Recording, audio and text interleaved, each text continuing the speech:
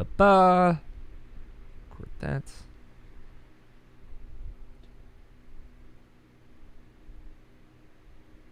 All right. Everybody got water. Got what you need. Yeah. Cool. Yeah, I'd say so. It is Sunday, February 28th, 2021, and you are listening to the Irrational Passions podcast. I am Alex O'Neill, joined as always by my wonderful co-host, Mr. Scott Guthier. Hello. And Mr. Tony Horvath. Hey. And it's time to podcast. It's time to journey together into the venturous unknown. Welcome back. Hello, it's been 2 weeks. We're back again. Hello. Hello. How are you guys doing? Tony, how you feel? I feel good. Do you feel virtual? Yeah. Okay. Good. I want to establish that at the top of the show. Scott, how virtual do you feel? Like not at all in comparison, to be honest. So comparatively, it's a difficult leap to make. No, we got virtual reality. There was like a bunch of news also for the first time in the new year. It's good. It's a good week. I feel good. I'm excited to talk to you guys about it. Let's start off with a little bit of housekeeping. Hello, welcome to Irrational Passions podcast. Every other week, talking about video games, hanging out. Sometimes there's news that happens. We'll talk about it anyway. If there's a GameStop stonk update, you know we got you covered. And we'll be there for it. But in other news, on irrationalpassions.com, a couple of cool things happening. Jarrett's writing some cool features. He wrote one about Skull, which is a game I've talked about on here. We have viewpoints of it. He thinks it's cool. It's got some problems, but he likes it a lot. Coming from a more critical point on what that game is missing, in his opinion. And he also wrote another feature this week about Guilty Gear Strive. I don't know if either of you guys have fucked with this game, but he likes the... he's learned through this beta that he likes a very specific fighting game archetype, and I think it has something to do with samurais. Yoshimitsu or something, I think, fits that archetype in Soul Calibur, so something like that.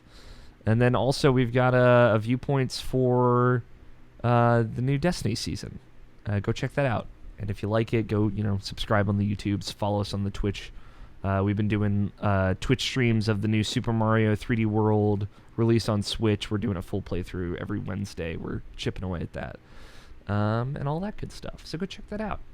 That's housekeeping. I wanted let's just get through it. Let's talk about video games. Tony, I want you to start us off. Tell me about video games. Sure. Yeah, I played some Eternal Return Battle Royale. Yeah. Or Black Survival. New character, I assume, was added between then and now. Yeah, actually, I think so. Last time it was right before, which was Kathy, the medic character. Mm-hmm. Yeah, came out, did a bunch of damage. The healing is really more of an afterthought, as it was supposed to be. Yeah. Okay. She's been adjusted since then, and I think more in line now than where she should be. Cool character. I don't like playing characters when everybody is playing them. I don't want to be playing a character when there are 4 or 5 other people out of the 18 who are playing that character. So I haven't played her. I played her 2 games when she came out, and that's pretty much it. But in all of my squads games, there's pretty much always someone on that character, just because it's got so much utility for squads, and it's a good frontline character. So that's good. She's cool. Yeah. Next character who's coming out on Wednesday is named Adela. She is I don't really know anything about the character other than that she's got a lot of chess themes. Okay. So we'll see what that. She throws around giant chess pieces or something. Yeah, we should get an ability preview in the next day or two, and unless it has already happened and I have been busy doing other things to see that. But yeah, I don't know. We've been playing a couple games every day of that, and still just kind of working the MMR up, staying at the top of the leaderboard, blah blah blah. Hell yeah. So yeah, that was kind of the beginning part of my week. But I know I said last week on the podcast that I had locked in VR. That came yesterday, so I can talk about the whole experience of the past week and all that stuff. Mm-hmm.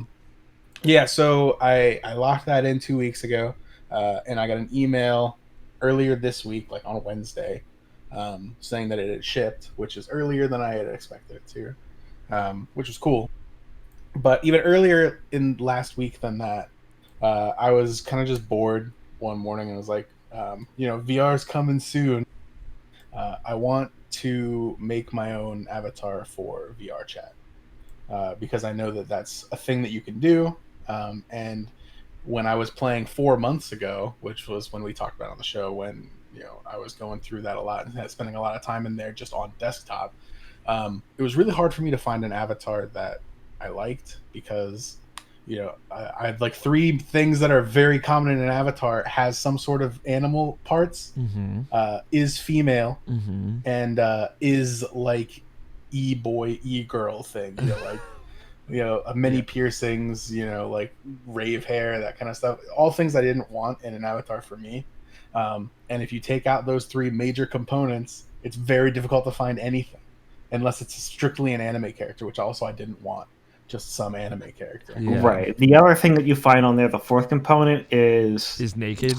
no, No, that's actually hard to find. Straight up. Is straight up character rips. So like you'll find a Scooby Doo in there. Yeah. You'll find just a tank in there. Yeah, and like it's while really they're fun to have, it's not a good avatar to just be. It's not a good avatar to just be. Yeah. Yeah. You can switch to it to meme around, but you don't stay in it. Yeah. Yeah. So, I had been looking in, I don't remember where, but somewhere on Discord I was looking. I was looking through the VR channel in Moon's Discord, who's a Twitch streamer that I watch frequently.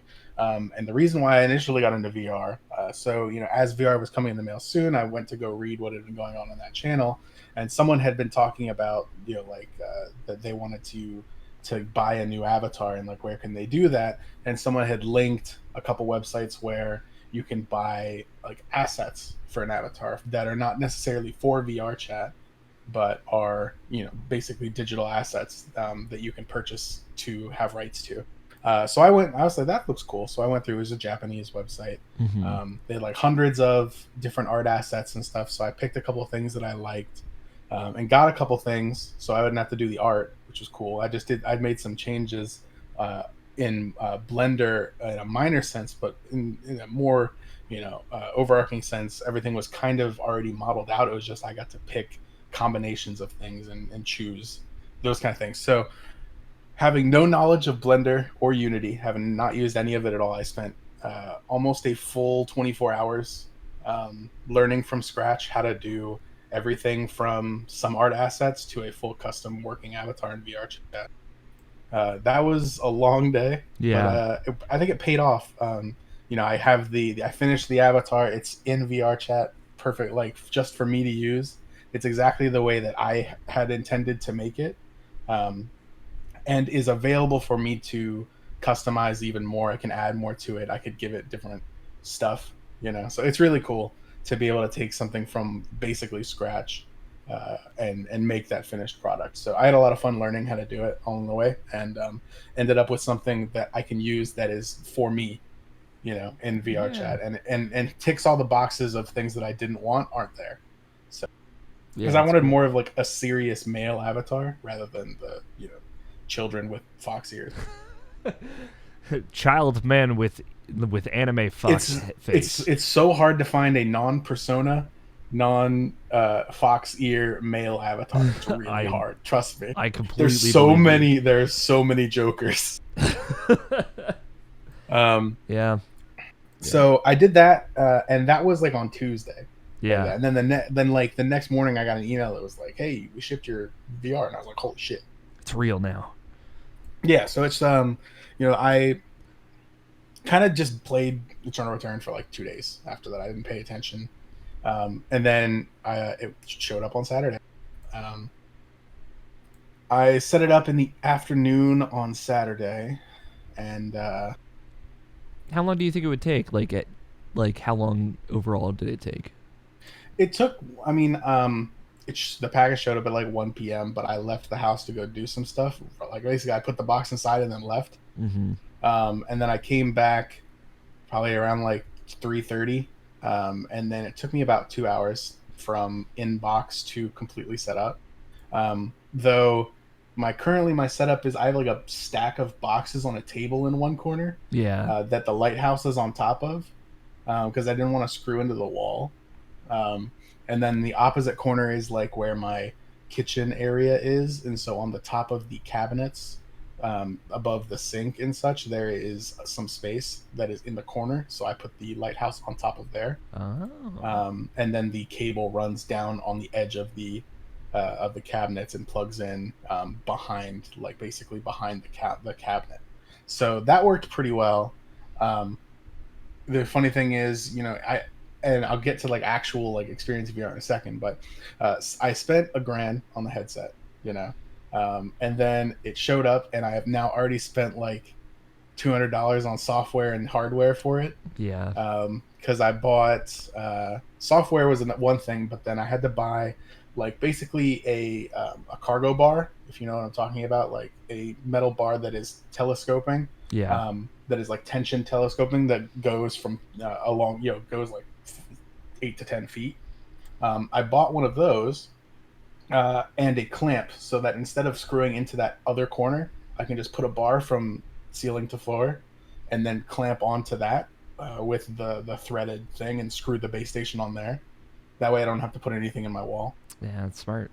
Um, I bought that, and then I had to buy like a USB hub that has 5 ports in it that plugs directly into the wall for charging things because I don't have a lot of USB ports, and I definitely don't want to use another 2 of them on 2 controller chargers. Yeah. Jeez. It's been and then I had to switch some stuff around with my setup. To and a bunch of this is basically like a ton of like weird extra stuff that I had to figure out, and all that'll be showing up in the next couple days. And that should get the giant stack of ridiculous boxes out of the corner.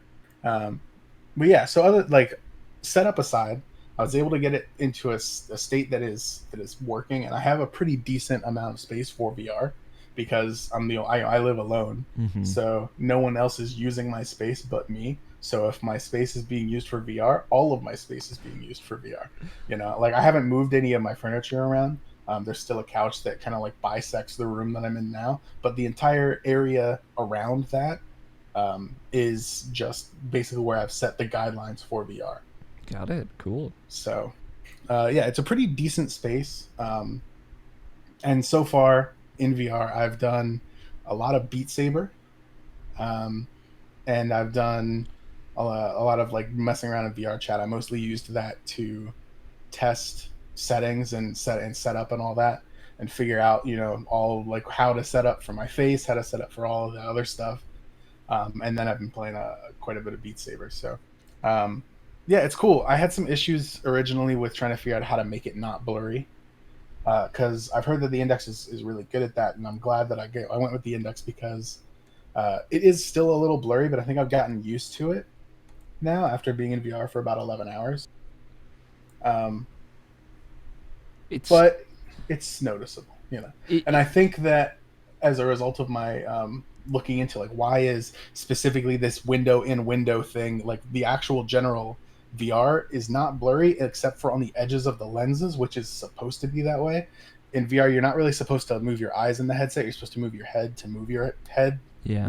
The peripheral is what it is. But if you look at the edges of the lens, it's going to be blurry, just a design because of that's how it is. Yeah. So I have to feel like after getting used to moving my head rather than just moving my eyes, if I want to look like up and to the left, Yeah. that gets rid of a lot of that.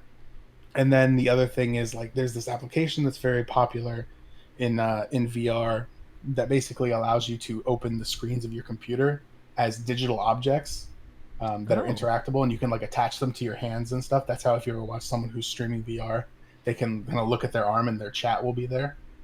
I've not seen that, but that's cool. Yeah, so like I can take the monitor that has Discord on it and attach that to my right arm. So if I basically look at my right arm like a wristwatch, I can see Discord. That's cool. And then you can set up, I can go to the corner of the room and put my big, widescreen monitor over there with a keyboard. So that way, if I enable that and walk over to that part of the room, that will pop up so I can still see that main display. And getting used to that, so that those displays were pretty blurry. They still are. It's workable, but the reason why it's a video card issue. I'm still running a 1070. Okay. And it's just kind of a limitation of the hardware there. I did get a handle on a 3080 though, so Ooh, finally, good. yeah, it's very, very difficult to find those. Yeah. And kind of separately from all the VR stuff, I just got a Connect who has been on a wait list for a while, but already got theirs. Nice. So they're kind of like passing it on to me. Very good. Yeah. I know you and Scott have both been looking for that, so. Yeah. So that's VR is really cool. There's a lot of really cool stuff. Like, it is almost indescribable how different it is to be VR adjacent and like, play VR games through desktop or experience VR things through a desktop, or like even just like, if you like do the thing on your phone that's like 360-degree camera or whatever. That compared to actually being in VR is completely mind-boggling how different it is. Yeah. It's it's funny because I've tried VR several times in more like I've never had like a non-time pressured, private environment to spend time and really get your head around it before. I've tried some VR experiences, but only ever like at a convention or in a time where I had like 5 minutes to do it. So being able to spend a couple hours and really like dig into it and see how it works is really cool. Yeah. That's how I felt. I know it's like obviously a much different quality experience, but like when I was playing Resident Evil 7 was the first game that I like played all the way through in VR. And that was like, and that was really the first time I sat down, and that was PSVR. So obviously, like I said, different quality, but that's after like the second hour, that's where I like started to actually feel comfortable in it versus Sure. like okay, I'm still kind of getting used to going back and forth, but if you actually sit with it for a little bit, you start to get that comfort with it. Yeah. I think last night when I was still like, after I'd done all the setup and stuff, it was still kind of weird. And then I slept and got up, had a shower, had food, blah, blah, blah, did all that and kind of came at it afresh. And it just felt so much smoother, clearer and everything after doing all that. So that was really cool. I think it's a body adjustment thing too. Like your eyes have to get used to being able to see that. And you're looking through the lenses in what I'm assuming is a pretty different way than you view your reality. Yeah. And certainly at a lower frame rate. So it takes some time for your brain to get used to that, I think. And it's been really cool. Yeah. How do you like Beat Saber? Beat Saber's hella fun. Yeah. Had you played it before or? No, I had never played it before. Okay. I had a friend who plays it, and he said first thing you need to do is mod the game. Because there's like 10 songs in that shit when you buy it.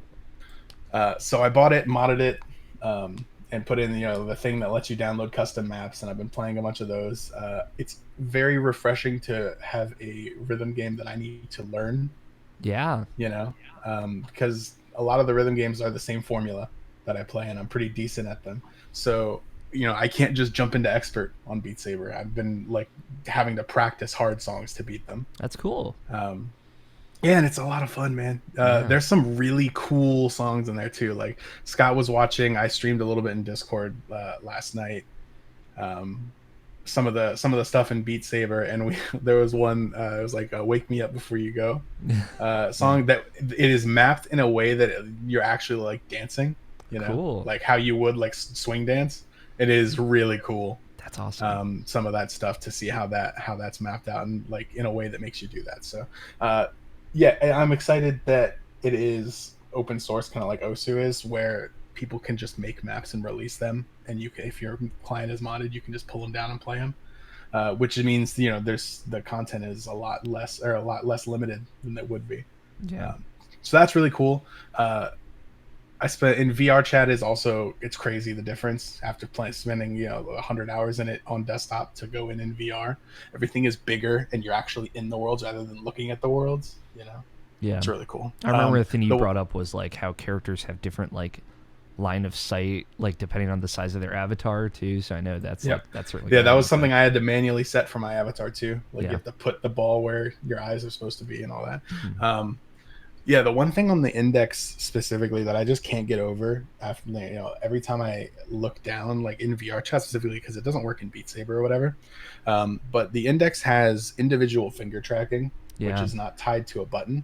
So like if I look down at my hand, and like let move my fingers out from holding the controller, which you can because it's strapped to your hand, they move out You know, like I'm not pressing a button; they're just tracked in real space, and it is mind blowing to do that and watch like your avatar open their hands and stuff. It's really cool. Yeah, that's like I've wanted to mess with those index controllers so much. And you guys are both welcome to come over at any point and try it out. Yeah, You could literally spend like 10 hours here, and I'll just be over here like looking at you while you flail around. I would pay money just to see Scott do that. Honestly, You guys are welcome. You already did pay money to see me do that. that's true. Actually, people paid charity money to see you do that. True. But yeah, that I don't want to go on and on about it, but yeah, it's really cool. I'm excited to spend some more time with it and then get back to you in 2 weeks.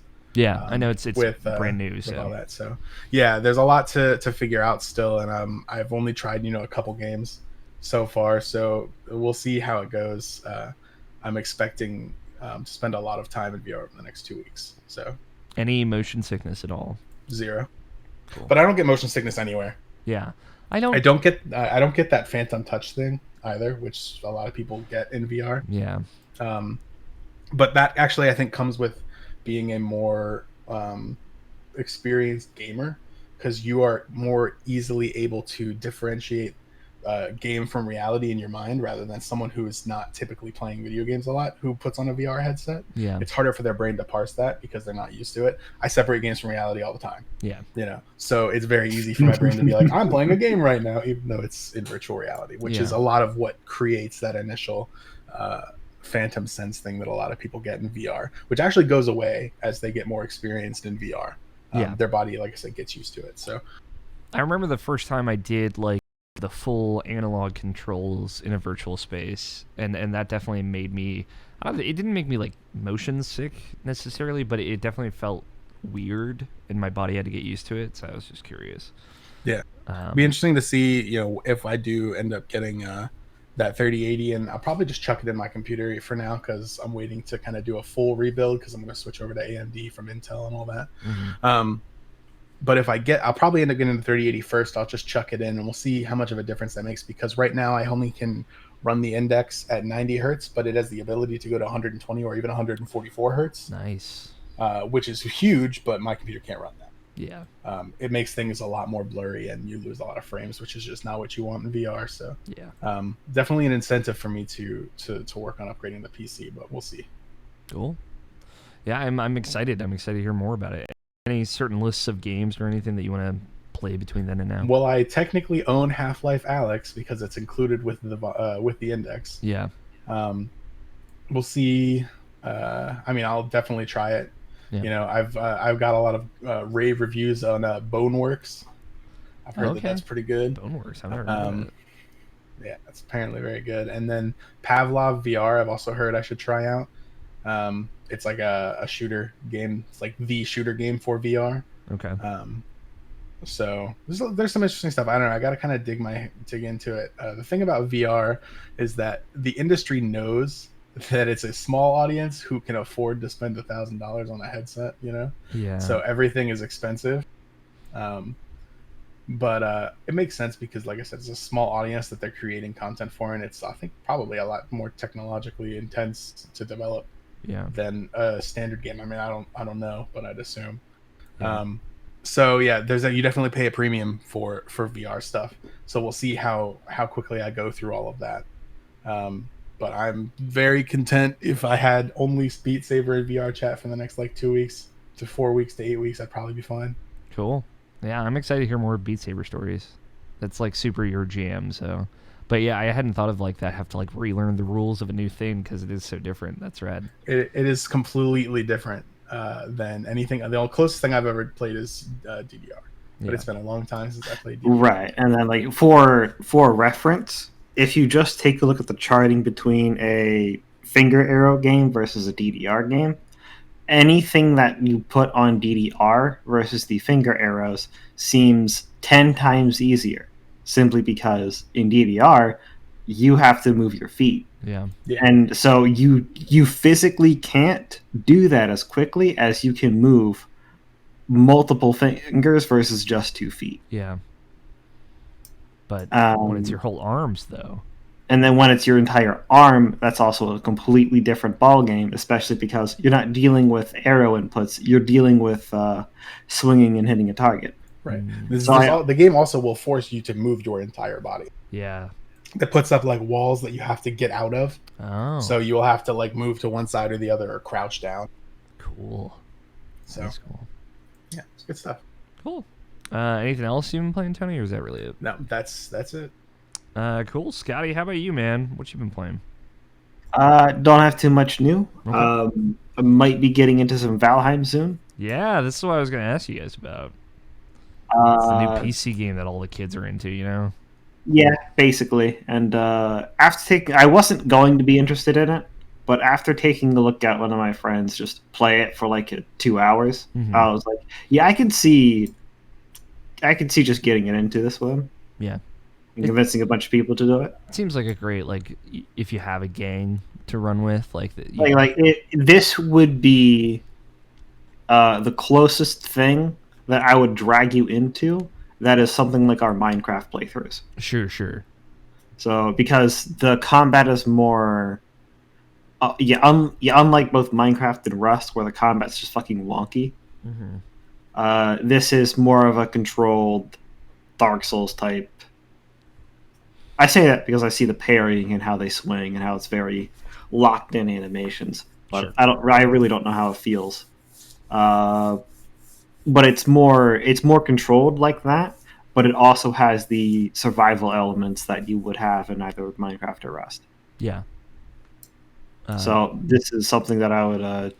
This would be the survival game I would introduce you to. Yeah. It seems like something if like I could play with a couple of folks I would have fun with. I know Scott White, Mike, and Jarrett are going to sit down and do a Viewpoints recording on Monday for it. I might sit in on that and just check it out, just see what it's like.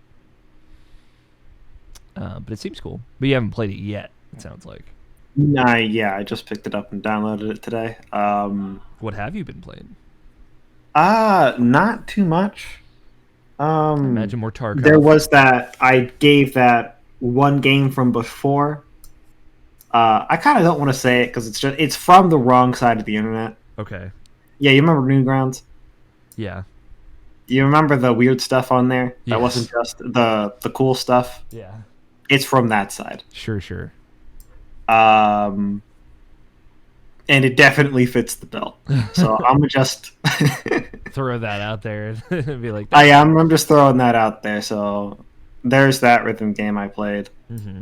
And then I also played a Dota 2 mod. Okay. Called Lost Land Commander. Tony showed it to me. We did this pretty much directly after the podcast last week. Okay. Not last week, but last time.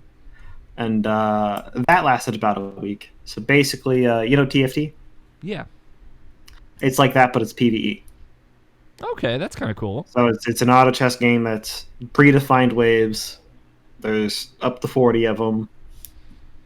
And while we were playing, there was a secret boss at the end. That's over now. And honestly, I quit before I found out what was going to come after. Because apparently it's set up kind of like a gacha game.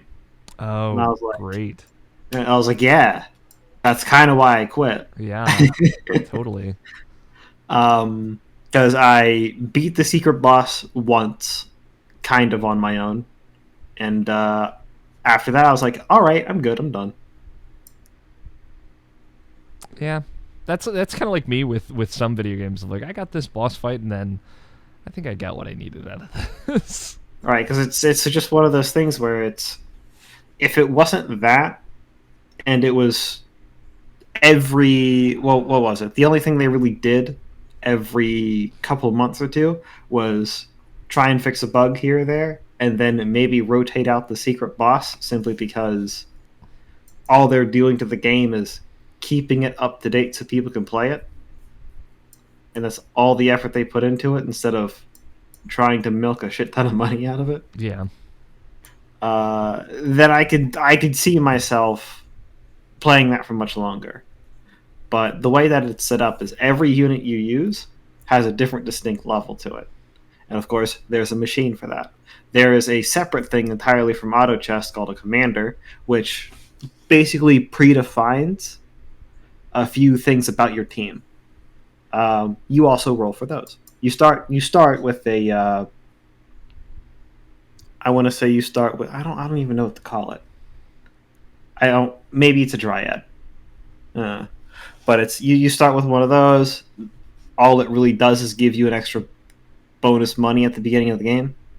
So it's the definition of it's easily the worst thing in the game.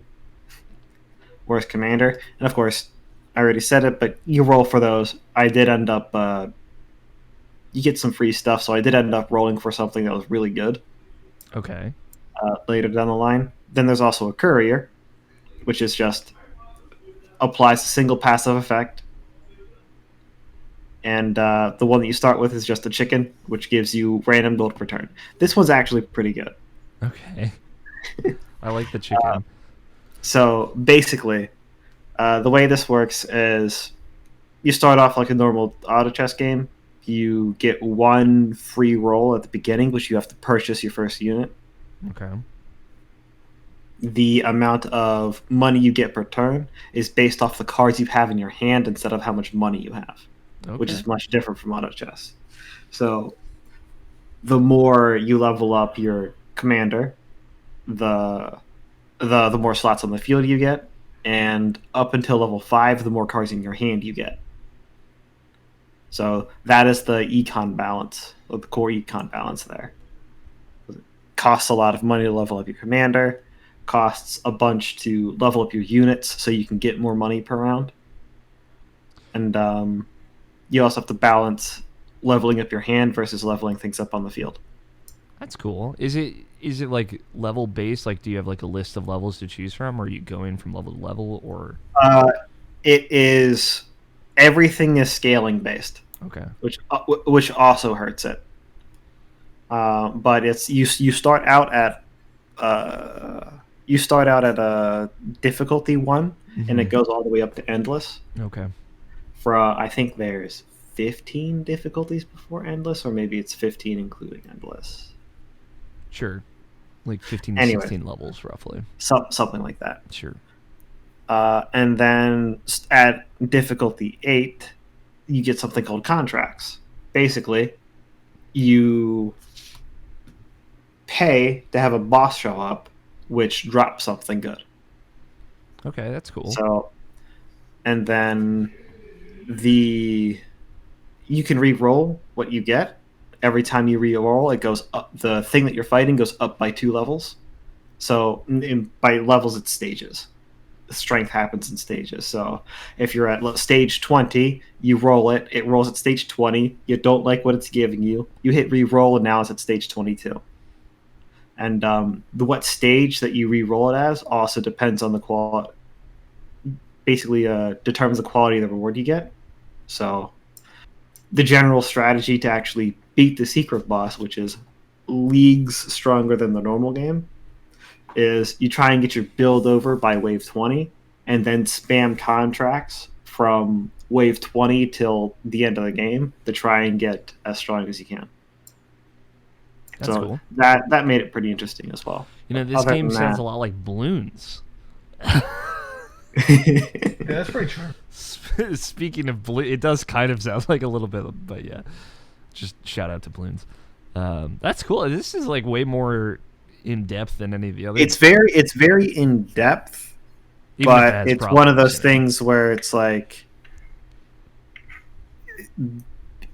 it's very obvious to me that core aspects of the game were based around it having a gacha model. Yeah.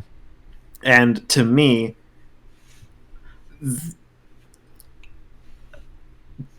most things that make gacha games good have the game not revolve around those mechanics. Yeah.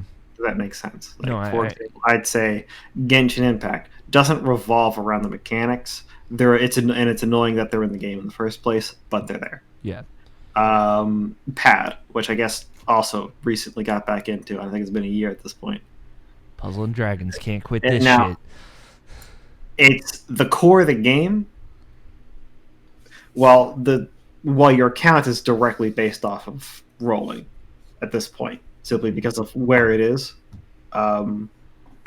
It's also still true that you can beat most of the game with the free units that they've given out over the time, because there's, for some reason, still people are doing it, even though at this point, once a month you get like, I want to say it's 25 free rolls. It's like, oh, hey, you logged in this month? Well, over the course of this month, we're just going to give you 25 pulls of one of the best standard banners that we can give you, call it. Yeah. So it's at this point, the question is which. It's harder for me to find cards that I don't have, even though I quit for at this point over a year. You're just Right. I just got back in, rolled like 120 times because that was just free. Yeah. Right. And it's just, that is the thing that they do to sort of mitigate that. Yeah. And just to stray you away from dealing with the gacha mechanics and get you to play the game and not just Pay money. right. Yeah. And some of those games also have, like, if you are playing with people, by like playing back and forth with people, you will like get some of the rewards from the gacha mechanics. So it incentivizes you to like hook other people into it too. I know, like, this is a deep cut, talking about games we shouldn't be into but still are, but like Tiny Tower has stuff like that and whatnot. This is, I wouldn't call it something like that, because every dungeon you complete for the first time gives you a magic stone. Okay. So linking it with somebody who's has everything in the game was probably going to give you a very, very high chance of completing any dungeon you can't. But at the same time, it's one of those things where it's the other thing you can view it as, most of those same dungeons also give you access to units that you'll end up using. Yeah, so it's worth it. So it's like, on one hand, I wouldn't consider 1 stone out of 5 you need to pull a direct incentive to do that, especially when the dungeons that do give you more than that are available for solo. Yeah. You just have the option to do it with a partner if you need help. But on the other hand, you get those units. But on the other hand, so most of those same dungeons also give you things you'll actually use. for the stuff for free to play. Yeah. So that's cool. It's just one of the games that's stuck to striking a balance. Yeah. There's something to be commended about that too. Anything else you've been playing outside of Lost Land Commander? Yeah, more Tarkov. Been winding down even harder on that. I think this week I lost half of my insurance simply because I just didn't pick it up because I wasn't playing that much. Time to wait for the next reset. I'll still be playing a bit. One of my brothers ended up getting into the game. Oh, cool. He plays much less frequently than I do, so I'll probably be playing all throughout the light. Cool. Anything else? I'm trying to think. Bravely Default 2 came out. I don't know if that's on your radar, but I'm going to remind you that that's on your radar. There's a demo for it too, to give it a shot. If you're looking for some JRPG comfort food, that's what everybody's been calling it. That's the whole thing. Right now, I'm kind of not. Yeah, I get it. Me either. I'm in a similar boat, so I totally understand. It's just one of those things where it's the next couple of games that I'm probably going to be picking up is going to be Valheim, which is going to take up a consistent slot. I am trying to make room to still finish the Crystal Chronicles playthrough, but it's just like, it's one thing after another. It's like, God damn it. No, I know. You were telling me about school last week, so I last episode. So I'll probably hit you up this week. Okay. I'm always down. All right. I played some games. The new season of Destiny started. I talked a little bit about that last episode, but it's kind of like really kind of hit its stride, I would say, since after we recorded last episode, the day after was like the week 2 reset of that new season, season of The Chosen, for folks out there. And that's when I would say that they really started to roll out some of the more interesting stuff for this season, and it's been cool. Like last year when Shadowkeep, or 2 years ago now, when Shadowkeep came out, right? That was the season of the Undying. I was very into that expansion. I was into the raid, even though we never finished that raid. And then the season of the Dawn started, which was the one that kind of basically tried to continue the story after the expansion, and I just fell off like pretty much right away. And to be fair, like they've done a lot of cool stuff that I talked about last time, of like weekly challenges. Like there's a lot of more incentive, and the war room and the war table and all that, the helm and all that stuff, that make it more interesting to be kind of in it week to week. But they introduced a new exotic quest called the Presage, and it's one of my favorite Destiny 2 missions, just because you get to explore this derelict ship in the reef. It's this like abandoned Cabal ship that just showed up out of nowhere, that you get like a distress signal from a Guardian on there looking for help. And so you kind of like walk through this super, super creepy ship, and there's just some really great environmental storytelling in that whole mission. There's some unique mechanics to it as well, and you get a great gun for beating it, and it asks a lot of really great questions, lore-wise, all that stuff. But they were, this very much was set up as like, hey, you're going to do this every week to get like a pinnacle drop, and maybe they've been doing it with the last 2 seasons. Like the seasonal exotic will have random perks on it that you can run it again to get different perks for that gun. So Hawkmoon was last season's, and you could get different rolls of Hawkmoon with like Dragonfly or Killing Wind or things like that make it better or worse depending on how you like to play. And they're doing the same thing with Dead Man's Tail, which is the new exotic gun for this Presage mission. What I liked was in week 2 of this mission, so this past week, you could run it again, but it's different, right? Like they introduced new characters, new parts of the ship are open to you now, like little secrets. And Keitel, who's like the Cabal Empress, she's like the villain of the season. She actually like kind of like joins as an advisor for the mission as new runs go. So not only are you kind of like going through this derelict ship and seeing all this spooky stuff, but now you're getting the kind of Cabal perspective on what you're seeing. Like, oh yeah, like I saw that this war turret's last log was to like basically kill any Cabal on sight or something like that. It's like, okay, what does that mean? And kind of, it makes it feel more like a mystery that you're working together to solve. And it makes it way more interesting that you have to go back and do that mission over and over again. And they've also, like, I talked a little bit about the battlegrounds, or kind of like the seasonal activity that you can do. They've introduced a new one every week. There's only 4, so they've introduced all of them now, but they're all really cool. The last one is kind of like a very different style than the first 3, which is cool too. I've really been just in a weird way enjoying grinding on Destiny, and I haven't necessarily been in that spot for a while, but it's been super fun to like, okay, I'm going to try and masterwork all of my armor and try and like build a look, and also that opens these options of mods that let me equip way more and set like way different kind of custom loadouts. There's like a new exotic that you can grind for in some of like the solo activities that I ended up getting for the Warlock, just checking boxes and having fun while also trying to do those weekly challenges and kind of make sure I'm still up to date on those, because there's a kind of reward for doing all of them by the end of the season. It sounds like there's going to be 75 challenges, and so far 30 are out. So I've just been really impressed by the kind of doubling down on games as a service storytelling that Destiny's been trying to do. It is one of those things where sitting in it and like really enjoying it, I recognize that like if you're not into Destiny, it's basically impossible to jump in on any given season.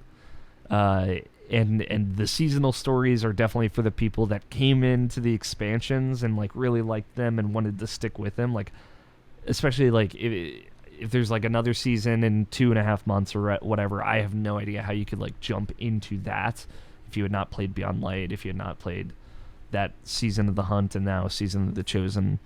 Yeah, no, it's been a problem for a long time. Yeah, and Balance stuff like that. WoW has the same problem, and they basically have never cared. Yeah. to put it bluntly, it's why WoW Classic existed in the first place. Yeah, and now they're like expanding onto WoW Classic as well. Mm-hmm. And like I think we had talked about that when you guys were playing. It's like, do you guys think they'll do Burning Crusade? It's like, maybe They are, and they are. Which of course, like there's a market for it. People will play it, whether or not it's a good idea. But it is like to think that WoW was a completely different game like 15 years ago. All things considered, it's a good idea. Yeah. Because if you take a look at just the broad spectrum of what's happening here, is that the classic servers are just a smaller subset of servers of the main game. Yeah. And that's how they keep the populations up on every server. Even though, comparatively, there's just 100 times more people playing on those servers than there ever used to be. Yeah. And all they're doing here is, because they know a lot of people are just going to move on from Classic to Burning Crusade, they're just giving you the option. Yeah. Hey, here's a character boost, and you can choose to transfer your character from Classic to the Burning Crusade servers. Yeah. Or you could pay to do a copy and keep them on both. Yeah.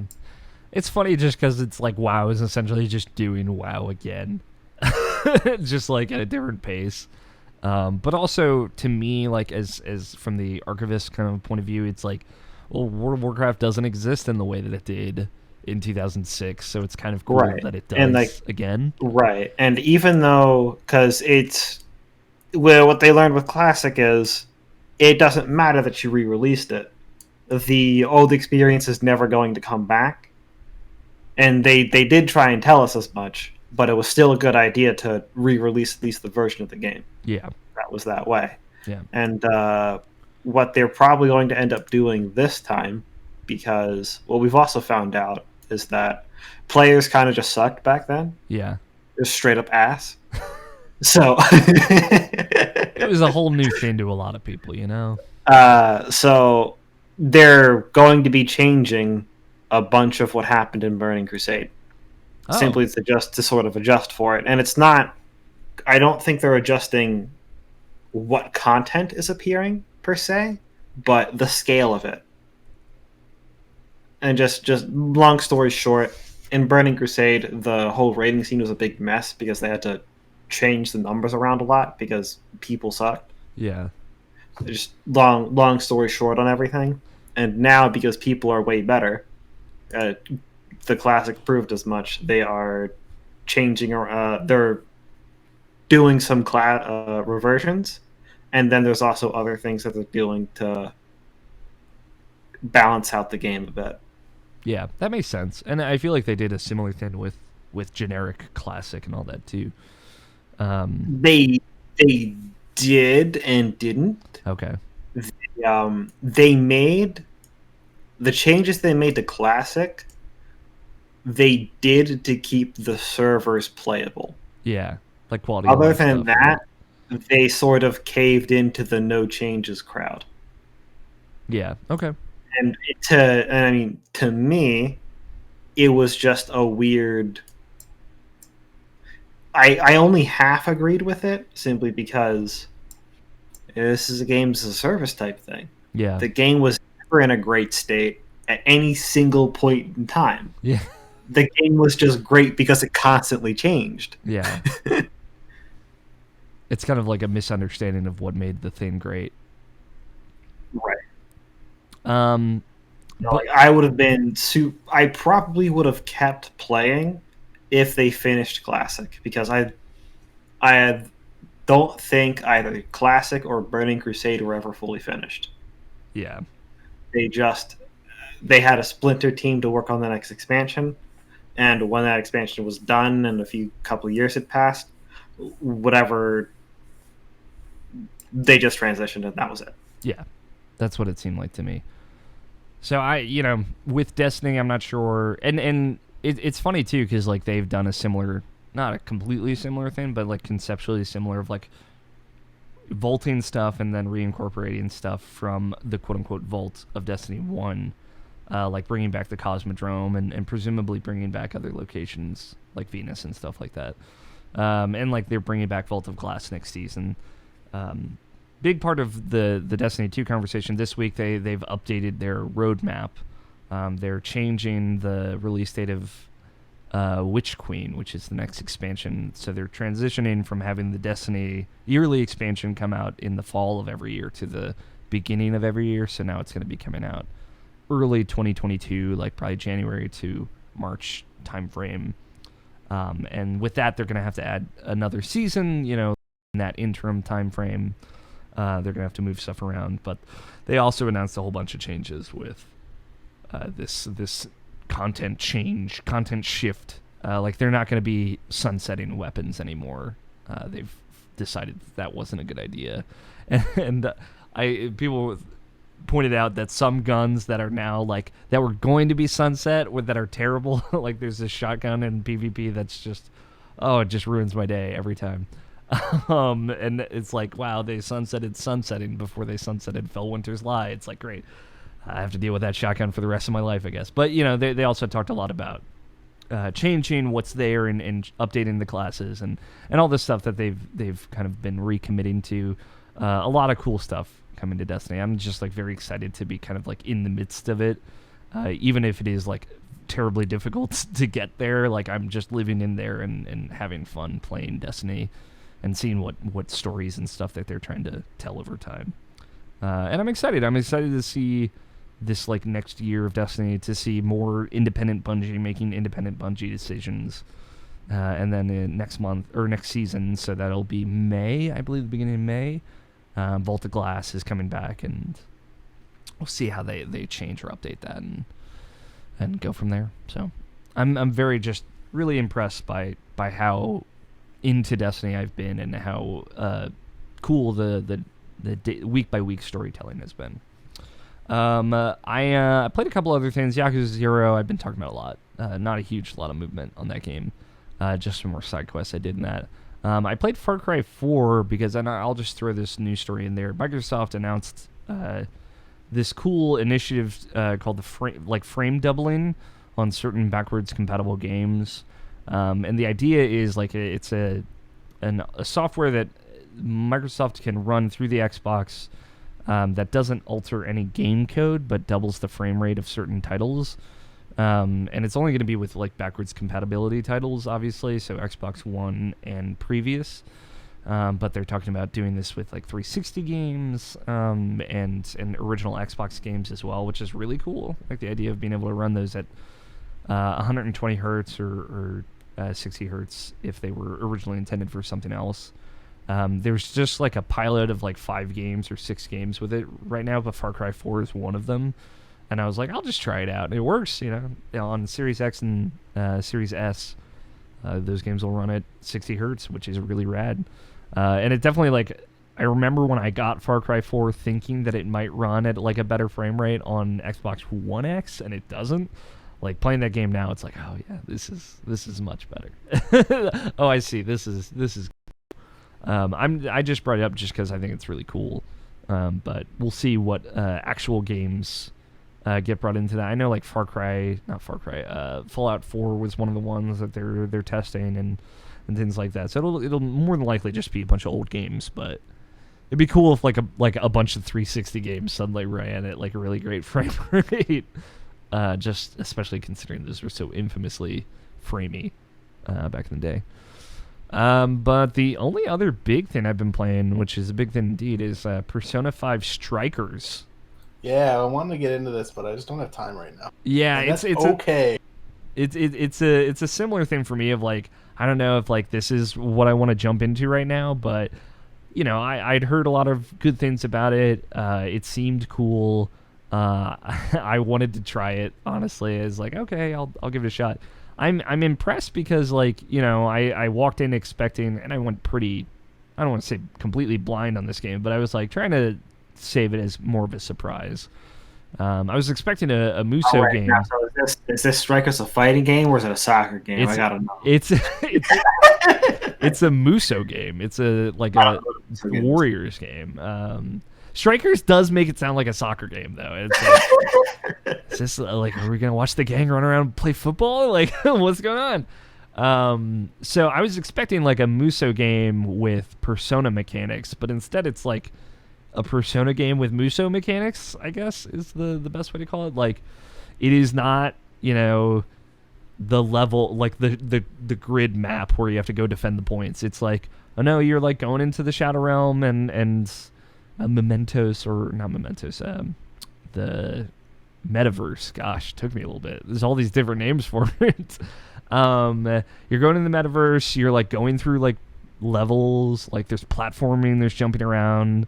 You'll do encounters, and then like battles will end, and it'll give you experience and money like you would in like Persona. So it's not like structured like a Muso game. You're not like picking missions off a map and then just running around fighting forever. But when you're out on the field and stuff, switching between characters and all that, it is generally a Muso game. I would say it's more like a Persona 5 action RPG. It's like, there's still like an unreasonable amount of enemies on the screen and like big bombastic moves, but it feels like smaller and more focused than like a Hyrule Warriors or Age of Calamity, something like that. So instead, you're kind of like traversing. You're still doing stealth mechanics. You're like ambushing enemies, and enemies can ambush you. You're changing your party, and they all have their personas. What I like is, there's a lot I like about it. Each character has like cool, unique like melee mechanics to them. Like Ryuji, for example, can charge any of his like follow-up attacks, so that way he can charge up really, really powerful attacks. And Joker obviously can switch personas, and he also has like his like unique combat abilities that like if he target shoots something, he can like follow up to them, so he can like dash right over to them to continue attacking them. Whereas like other people, when they use their gun attacks, it's just like a gun attack. Like Haru can charge up her axe attacks and do like tons and tons of melee attacks very, very quickly. An can like charge her whip with fire magic, so that way if you needed fire attacks but you didn't have any SP, you could use her. There's a lot of really cool, unique touches to each character that make them like fun action characters to play. And again, it's a small enough, tighter scale that it doesn't feel like that Muso feel in that you've kind of lost control. It's more of like what you're doing. You're fighting a group of enemies in front of you. It's just there's a lot of them, which is cool. I wonder how this was for like Omega Force to make, because it seems so different than like all the other, even Dragon Quest Heroes or Warriors, I guess is what that was. It might have been Heroes. I don't know. I don't remember what the Dragon Quest ones like. Hyrule, Age of Calamity, and all that. Like all that was very, very much more true to the Warriors formula, and this feels very different. It feels like a big departure, which is cool. And there's a whole story. It takes place this summer, like July, after Persona 5 original ended. So this is not a sequel to Persona 5 Royal. This is just a sequel to the original.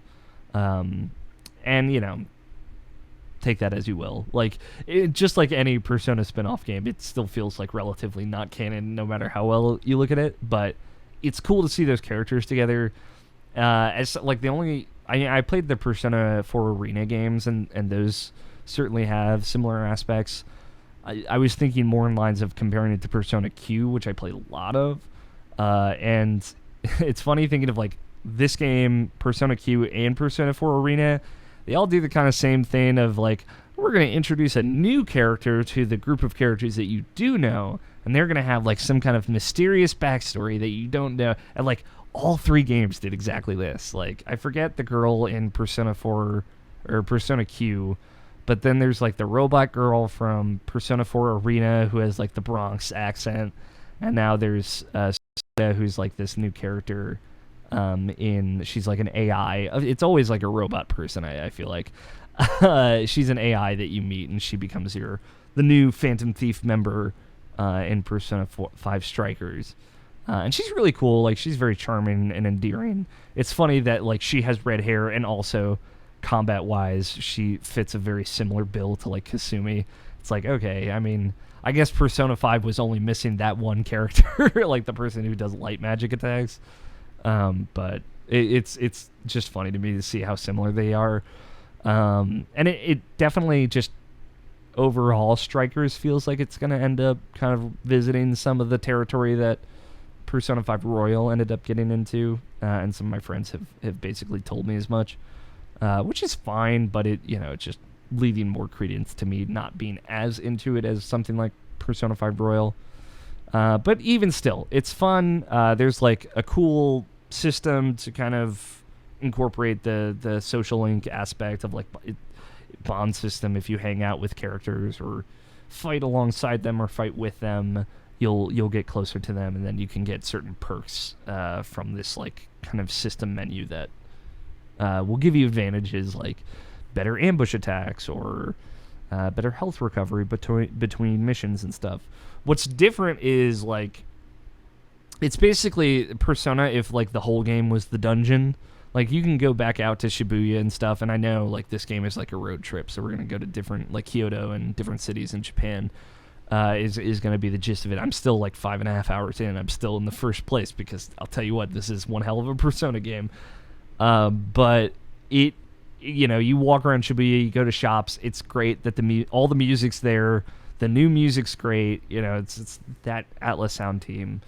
The visual style is like the most one-to-one a Persona spinoff has been to like the original Persona game. It looks like Persona 5. It's a different engine, so the characters look a little crunchy sometimes, but it still looks good. And it checks all the boxes, but it is just like all dungeons. So like when you go into the dungeon into the metaverse, and it's a dungeon, but it's more spread out because it has to be. So it's basically just all of Shibuya again. You can leave anytime. There's no consequence, and you just get full health and SP back when you leave. So there's kind of no real not incentive to just leave every now and again just to get all your stuff back. But I don't know. It's cool. Like you can summon your Persona mid-fight. You can do weakness attacks, like break people's weaknesses. You can do all-out attacks in mid-combat. It all feels like you're kind of comboing together, too. It's very satisfying. It just, there's some weird parts of it that feel like, okay, I mean, it is what it is. This is like a spin-off and not the real deal, but it's very satisfying for what it is. I'm, like, very pleasantly surprised by it. Not necessarily like, you need to drop everything, Tony, and play this, but like I get where you're at. I plan to play it, but it's not like I got time to wait for Persona 6. Yeah, exactly. Yeah, I don't need to have Persona 5 Strikers the second it comes out. Yeah, I will happily enjoy that at some point. Yeah, and it's what I'd say is like this seems way more worth playing than some of the other spin-offs I've dabbled with, just because there's a lot of heart here, and I appreciate that. Hanging out with the gang and all that feels as good as you would want it to, which is right. So, and that's probably the best compliment I can give it. But that's all I've been playing, which is a good amount. Let's you guys want to look at some news headlines? Some of this there was a lot of news this week, actually. As it turns out, there was a Nintendo Direct. I don't know if you guys caught this. But it was like the first Nintendo Direct, like actual Nintendo Direct, since September of 2019. So people were like, "Oh my God, it's gotta be the best Direct ever." It was fine, guys, but yeah, you didn't miss much. It wasn't like the most hyped Direct in the world, but there were some cool announcements. Skyward Sword is getting remastered in HD. I'm sure it's the one all of you wanted. So here it is. And then, you know what? This is what I'll say about Skyward Sword. And that game's fine. I've had my come to Jesus moment with it. But you announced an HD collection, all these defenders come out of the wet work for it. And I just wanna know if you have to get the little dialogue menu that tells you what a green rupee is every time you turn the game off and come back to it. All right, I just want to know. It's a simple question. Why is no one answering it? But anyway, that comes out in July. If you were looking forward to playing Skyward Sword without motion controls, that is an option here. And honestly, that's the thing that makes me want to play it the most. They've mapped the sword controls to the right analog stick, so you can play it fully without motion controls, or you can throw up those Joy-Con. You can play that way too. So you get the best of both worlds. It does look great, I will say. The big end of direct announcement was Splatoon 3, which looks weird. It's like post-apocalypse. There's an upside-down Eiffel Tower in the trailer, which I guess means France is gone in the Splatoon universe, which is kind of funny. Splatoon is already post-apocalypse. Yeah, they're just so now it's apocalypse again. They fucking up real bad this time. Yeah, when are they gonna learn? The Ink kids are just blowing up the world just for the Splatfest, you know. And then Mario Golf was announced. It actually looks very good. It's called Super Rush, which is a fun name for golf. Looks like Mario Golf. There's like a new mode in it where you just get like superpowers. Every turn. It's always your turn, and it's like 4 people, and you just run to your ball as quickly as possible and try and get it in as quickly as possible, which seems like the kind of madness that you would want. Those were the big ones. Some No More Heroes 3 stuff was shown. Shout out to Nobshin. I think that's if you're going to make golf like a kiddie game and have it something stupid in there, like a lot of golf games do that isn't PGA Tour. Yeah. That's the right way to do it. Yeah, and it's cool because, like, you know, everyone's just on the field. Like, Luigi, like, pops, like, an ice flower, and then he starts skating on, like, ice stuff and, like, hits Mario with, like, ice and stuff. And it's like, all right, yeah, this is a fun little alternate mode for Mario Golf. The other big one, that's right, I texted you about this, Scott. Project Triangle Strategy was announced. This is the next game from the folks that made Octopath Traveler. It is a strategy RPG, very much in the line of Final Fantasy Tactics. It looks great. I really like it's the same kind of aesthetic as Octopath Traveler, and I'm a big fan of that look. I know Nobishin hates it, but you know, he's not here anymore, so he doesn't get to talk about it. Yeah, that's right. Get wrecked. Get wrecked. The World's Ends Club, which was it's a game being made by the folks that made Danganronpa and the folks that made Zero Escape, the Virtue's Last Reward series. So that seems very cool. It's hard to gauge what that game is actually going to be from that trailer, but it seems cool. Worth throwing on the radar. But those are the big Nintendo Direct announcements. I'm actually excited for Splatoon 3, but I don't know if it was, like, for me at least, the big end of Direct stinger that it was hyped up to be, but oh well. Also, just because everyone decided that this week was going to be the week that we talk about news, Sony had a new State of Play, which was, you know, it's essentially the Sony Direct, and that had its own little bit of news. We're going to talk about the Final Fantasy stuff at the end, but I'm trying to remember. There weren't like a lot of huge announcements from that. A lot of things got release dates from that though. Like Kina, which was this really cool game that was announced during like the PS5 showcase, is coming out in August. I think August 26th. And just a couple other indie stuff that got shown. What was weird was like kind of like I think right before this, it was like Wednesday, Sony just like posted on the PlayStation blog, which I guess to be fair, that's how Sony announces things now. They posted like, "Hey, we're gonna make another PSVR," and that was it. That was that was really all they said. It was like, "Cool story, bro. I guess tell me about it when you actually have something to say." But yeah, they said they're gonna make a PSVR for PS5, which seems cool. I'm glad that they're maybe wait till the PS7. Yeah, maybe wait till it gets bumped up. Yeah, I don't know. Like, this was such a non-announcement that I don't even want to talk about it because, like, we don't even know what that is. Actually, if that's... they didn't say when it's coming out. They didn't say what the resolution is going to be. They didn't say how much it would cost, how big it would be, what it would look like. They just said it would have one cord. I swear to God, that was, like, the most important thing that they conveyed in that PlayStation blog post. But... that's that. There was a game called Sifu announced in the State of Play. It's like a martial arts based game. Kind of reminds me of I forgot it. There was a martial arts based indie game that Devolver Digital published that was really cool. And this seems even cooler. But the big one, Final Fantasy VII Remake Retrograde. I think this announcement, whatever, it's fine. They're putting Final Fantasy VII Remake on PS5. It's going to look better. It's coming out in June. And there's going to be Yuffie DLC on the PS5 version. That's whatever. Everyone kind of thought that was coming. It's cool that Yuffie's getting DLC. It sucks that you have to pay for that. It's good that you're getting a free upgrade to the PS5 version if you have the PS4 version. But this kind of like opened a can of worms. I don't know if you guys are fully updated on this, but after this announcement, Square Enix came to Twitter and was like, hey, we're making 2 mobile games in the Final Fantasy VII series. And one of them is Final Fantasy VII, The First Soldier. And that is a Final Fantasy VII Battle Royale. And you're like, okay, whatever. And then you watch this trailer of like this clearly B-team, not looking good, Final Fantasy VII Battle Royale. And I am like, okay, this is dumb. This is a terrible idea. Why would they do this? And then they're like, okay, but also there's another Final Fantasy VII mobile game coming out. And that actually is a turn-based RPG, kind of like, or like, active time battle RPG, kind of like, the original Final Fantasy VII, like almost exactly like the original Final Fantasy VII. And then you look at it and you think about, like, this actually just looks like a remake of the original Final Fantasy VII with slightly better graphics, like the chibis and the little people.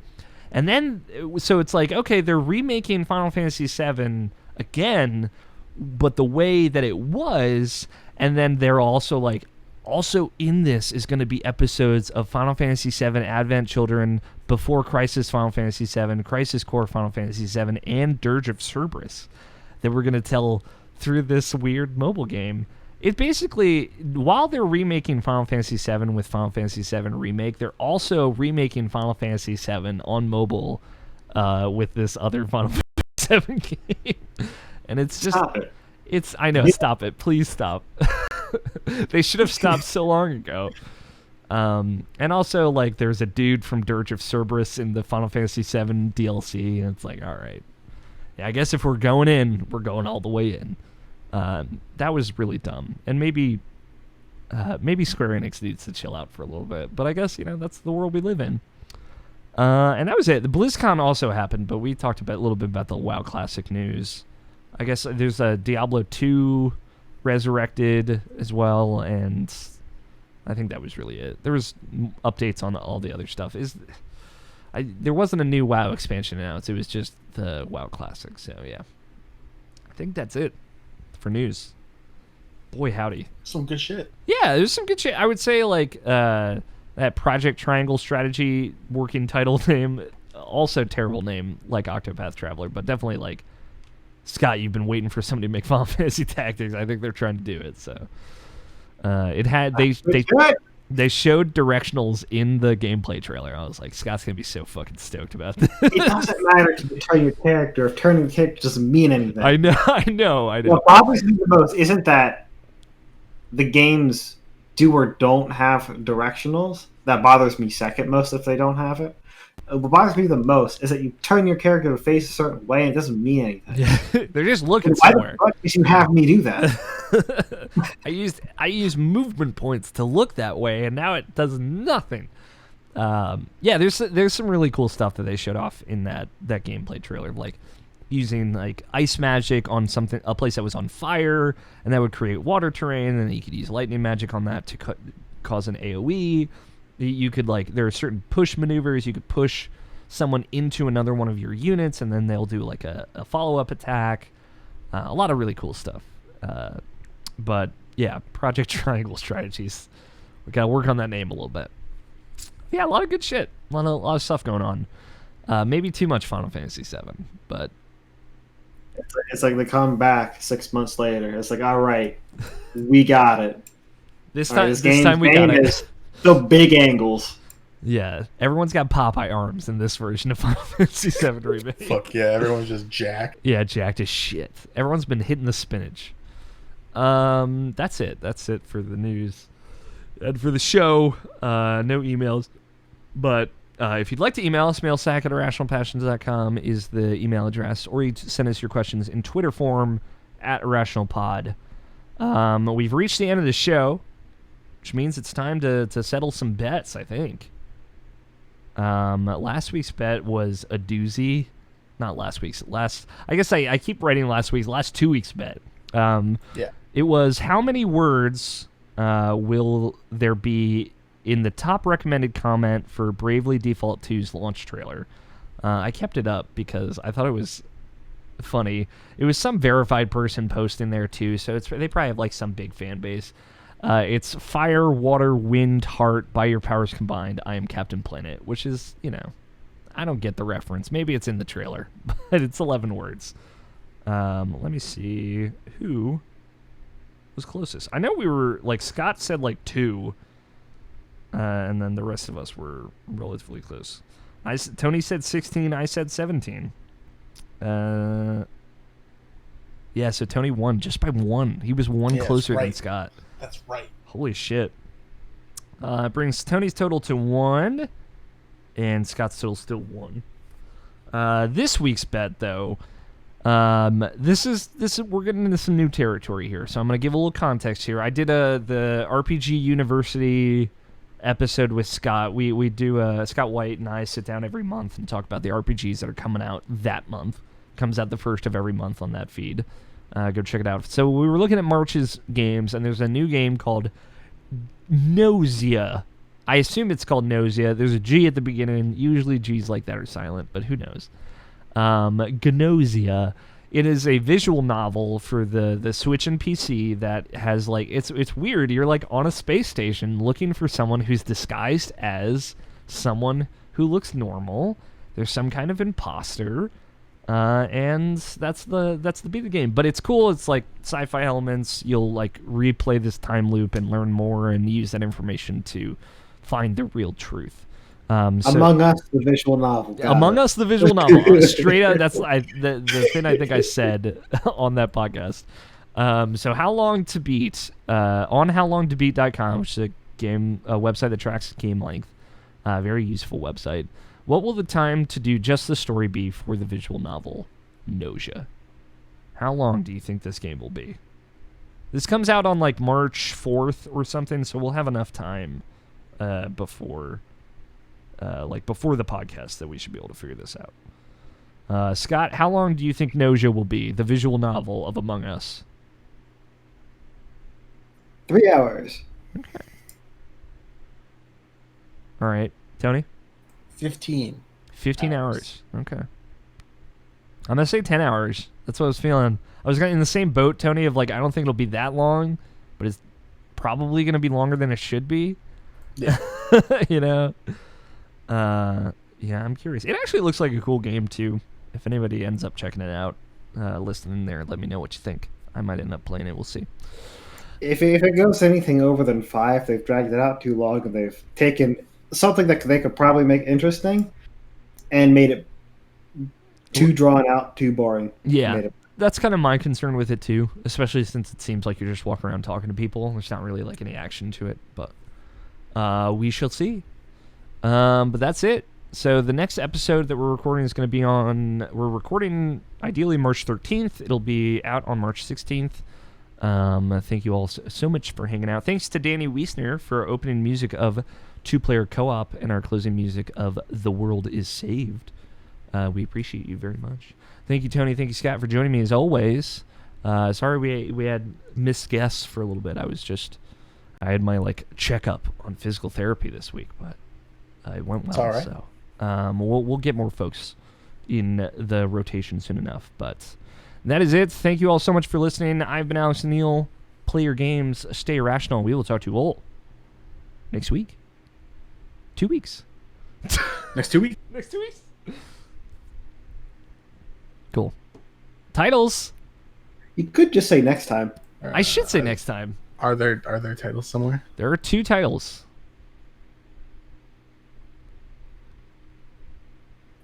I'll post them. I don't know if I have a doc. I'll post them in the Discord for you, Tony. Just 2. Yeah. Avatar, The Last VRChatter, and back when WoW players straight up sucked. That's rude. That's what Scott said. It's true. It's just I just thought it was really funny. I like and Avatar, The just Last gotten VR. better over the years. like we can go with the Avatar one. Okay. I will say the episode number. If Tony, you can say the episode title. Sure. You're listening to the Irrational Passions podcast, episode 494. Avatar, the last VR chatter.